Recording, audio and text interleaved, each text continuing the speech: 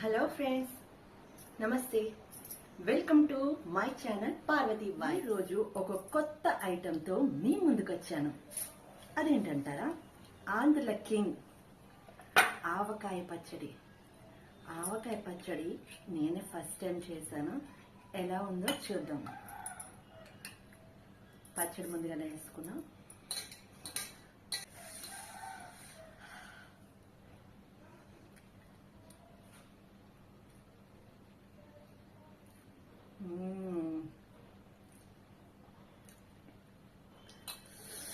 అమృతం. ఆవకాయ అంటే ఆవకాయే. చాలా బాగుంది ఫ్రెండ్స్. నేను ఫస్ట్ టైం చేశాను. టేస్ట్ కూడా సేమ్ అమ్మ చేసినట్టే వచ్చింది. నేను ఎప్పుడు బయట ఎక్కడ తినను ఫ్రెండ్స్. సాల్ట్ ఎక్కువగా అనిపిస్తుంది, అసలు ఎవరిది నచ్చదు కూడా. కానీ అమ్మ ఆవకాయ సేమ్ టేస్ట్ వచ్చేసింది నాకు కూడా. అద్భుతం. ఈ ఆవకాయ పచ్చడి పట్టడానికి నేను ఎంత తిప్పలు పడ్డానో, ఏం చేశానో, ప్రాసెస్ ఏంటో చూసేద్దాం పదండి.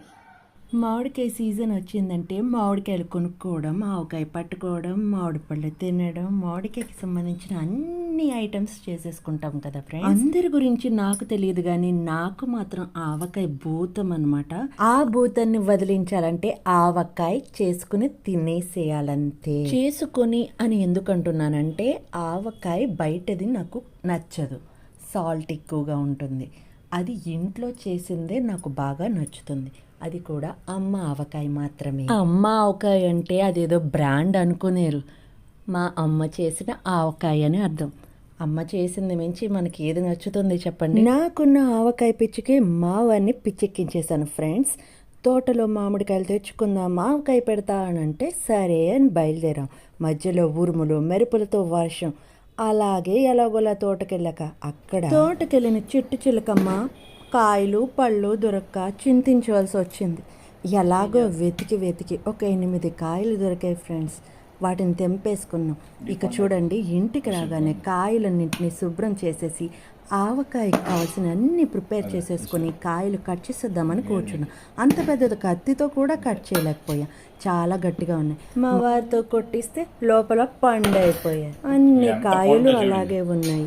నాకు ఆవకాయ అనగానే మళ్ళీ ఇన్స్టామార్ట్లో మామిడికాయలు తెప్పించాను. అవి కూడా సేమ్ సిచ్యువేషన్, మళ్ళీ పండులే. అబ్బా, నాకు మామిడికాయలు కావాలి, ఆవకాయ కావాలి అనగానే మా వారు వెంటనే మార్కెట్కి తీసుకెళ్తాను పదా అన్నారు.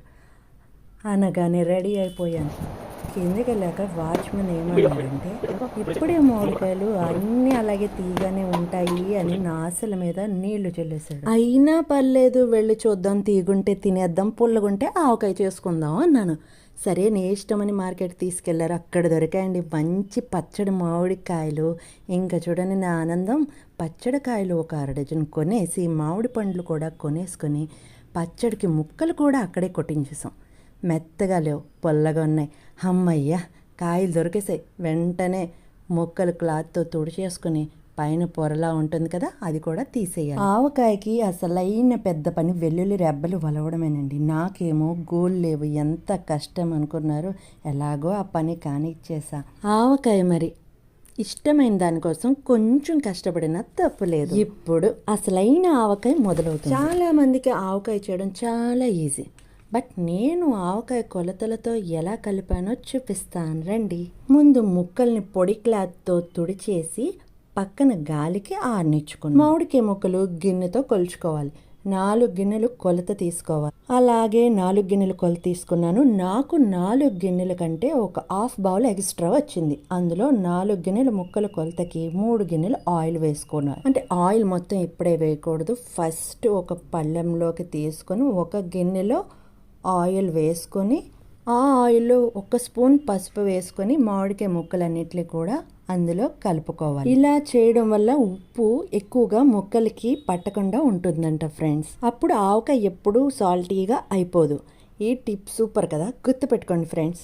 ఇప్పుడు రాళ్ళ ఉప్పు మెత్తగా చేసి ఒక గిన్నెడు తీసుకోవాలి. నేను ఆల్రెడీ ముందే రెడీ చేసి పెట్టుకున్నాను కదా, అది ఇప్పుడు 4 గిన్నెల కొలతకి 1 గిన్నెడు ఉప్పు, ఒక ఫుల్ గిన్నెడు కారం వేసుకోవాలి, ఒక ఫుల్ గిన్నెడు ఆవపిండి వేసుకోవాలి, ఒక 1/4 వరకు వెల్లుల్లి వేసుకోవాలి, 1/4లో హాఫ్ మెంతి పౌడర్ వేసుకోవాలి, తర్వాత కొంచెం 4 స్పూన్ల మెంతులు కూడా వేసుకొని బాగా కలుపుకోవాలి.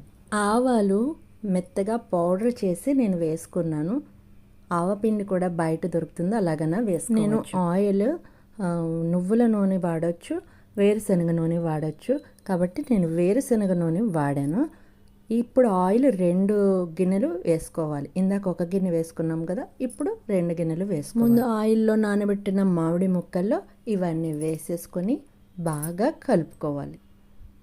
ఇప్పుడు ఆయిల్ వేసి అది కూడా మొత్తం కలుపుకోవాలి.